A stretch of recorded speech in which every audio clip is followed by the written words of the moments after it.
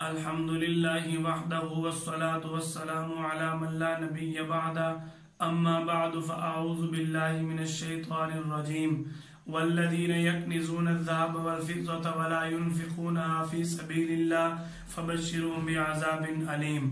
وقال الله تبارك وتعالى وفي أموالهم حق معلوم. قال النبي صلى الله عليه وسلم ما يسرني أن لي أحدا ذهبا او کما قال صلی اللہ علیہ وسلم. بحمد اللہ تعالی آج ہم نصاب زکوٰۃ پر گفتگو کریں گے. اللہ جل جلالہ نے سورۃ التوبہ آیت نمبر 34 کے اندر فرمایا کہ وہ لوگ جو سونا اور چاندی جمع کرتے ہیں اور اس کو اللہ کے راستے میں خرچ نہیں کرتے ان کے لیے دردناک عذاب ہے. آپ صلی اللہ علیہ وسلم نے فرمایا کہ میں اس دنیا کے مال کو بالکل پسند نہیں کرتا حتیٰ کہ اللہ جل جلالہ احد پہاڑ کے برابر مجھے سونا بھی عطا فرما دے. آپ صلی اللہ علیہ وسلم کو اس دنیا کے ساتھ بالکل محبت نہ تھی.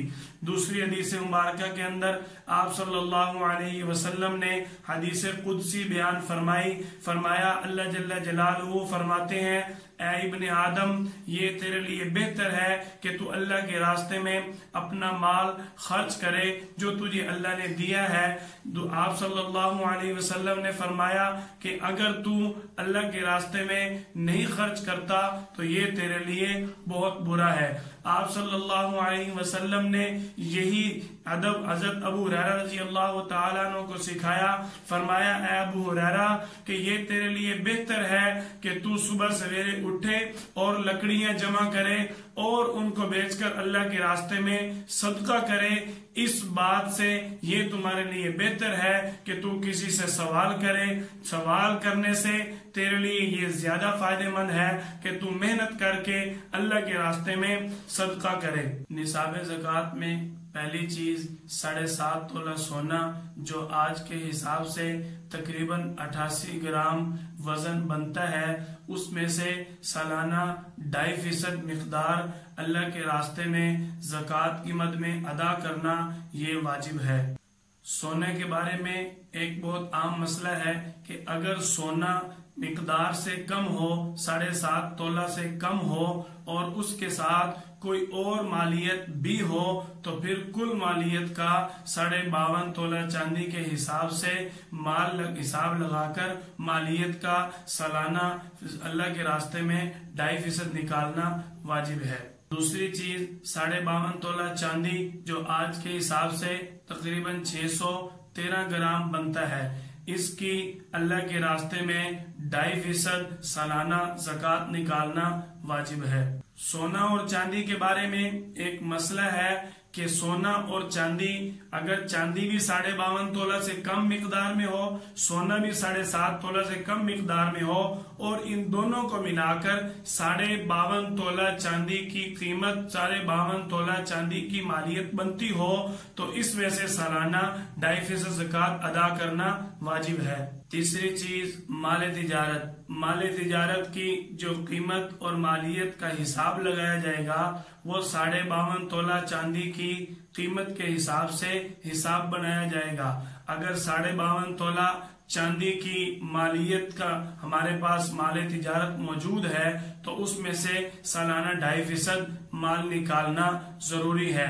مال تجارت کا حساب لگانا اس کے بہت ہی آسان طریقہ ہے کہ 1 رمضان کو آپ حضرات ایک تاریخ کوئی بھی فکس کر لیں. یہ آسانی کے لیے آپ نے مثال کے طور پہ 1 رمضان کو 1441 ہجری کو اپنے کل مال تجارت کا حساب کریں. جتنی مالیت بنتی ہو اس کو اپنے پاس درج کر لیں اور اگلے سال 1 رمضان 1442 ہجری کو آپ دوبارہ حساب لگائیں. جتنی کل مالیت بنتی ہو اس میں سے آپ سالانہ 2.5% اللہ کے راستے میں زکوٰۃ ادا کریں. مال تجارت کی زکوٰۃ نکالنا مال تجارت کا حساب لگانا یہ بہت ہی آسان طریقہ ہے. چوتھی چیز ضرورت سے زائد سامان کا ہونا.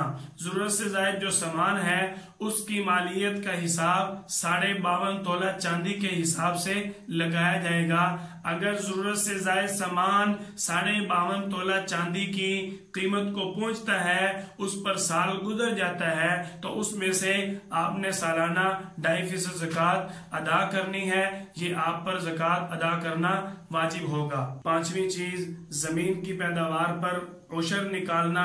اس کے بارے میں اللہ جل جلالہ نے قرآن پاک کے اندر فرمایا، مثل الذین ينفقون اموالهم فی سبیل اللہ کمثل حبۃ انبتت 7 سنابل فی کل سنبلۃ 100 حبہ واللہ یضاعف لمن یشاء واللہ واسع علیم۔ اللہ جل جلالہ فرما رہے ہیں، اللہ کے راستے میں خرچ کرنے والوں کی مثال اس طرح ہے کہ جیسا کہ ایک شخص نے ایک بیج زمین کے اندر لگایا ہو اور اس بیج میں سے ایک پودا اگا ہو اور اسی پودے میں سے 7 ٹہنیاں نکلی ہوں۔ یہ اللہ جل جلالہ فرما رہے ہیں کہ تیرا رب اسی طرح بڑھا چڑھا کر دیتا ہے جس کو چاہتا ہے، واللہ واسع علیم، اور تیرے اللہ کے خزانے بہت وسیع ہیں، تیرا اللہ جاننے والا، وسیع علم رکھنے والا ہے۔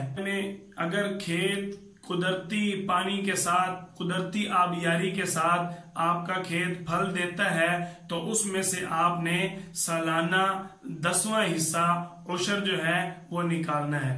مال مویشی 30 گائے یا 30 بھینس یا دونوں کو ملا کر 30 کل بنتے ہوں تو ان میں سے ایک جانور، عمدہ جانور اللہ کے راستے میں دینا یہ واجب ہے۔ اسی طرح مال مویشی میں سے جو چھوٹا جانور ہے، بکری، دمبا، بھیڑ وغیرہ، اس میں سے اگر 40 بکریاں ہیں یا بھیڑ، دمبا اور بکری ملا کر 40 بنتے ہیں تو ان میں سے ایک جانور اللہ کے راستے میں ادا کرنا، اللہ کے راستے میں دینا واجب ہے۔ اللہ جل جلالہ نے سورۃ المعارج کے اندر فرمایا، وَفِي أَمْوَالِهِمْ حَقٌّ مَعْلُومٌ لِلسَّائِلِ وَالْمَحْرُومِ۔ اللہ پاک فرما رہے ہیں کہ ان کے مالوں کے اندر ایک معلوم مقرر مقدار ہے، للسائل والمحروم، سائل کے لیے اور محروم کے لیے۔ یہ مقرر مقدار کیا ہے؟ اللہ جل جلالہ نے ہمارے مالوں کے اندر جو مقرر مقدار رکھ دی، اس کو آپ حضرات کے سامنے ایک مثال کے ساتھ واضح کرتا ہوں۔ اللہ پاک فرما رہے ہیں کہ میں نے جو تمہیں مال دیا، جو تمہیں رزق دیا، جو تمہیں دولت دی، اس کے اندر ایک مقرر مقدار ہے۔ مثال آپ یہ لے لیں، ایک بندے کو اللہ پاک نے سالانہ کمائی جو ہے وہ 1 لاکھ دی اور اس پر سال گزر گیا، اس کے پاس اللہ پاک نے وہ 1 لاکھ روپے محفوظ رکھا اور اس کے اندر اس بندے کی کمائی جو ہے وہ 97,500 ہے۔ اللہ پاک نے جو مقرر مقدار فرمائی ہے وہ اس میں جو زکوٰۃ بنتی ہے 2,500، یہ معلوم مقرر مقدار ہے۔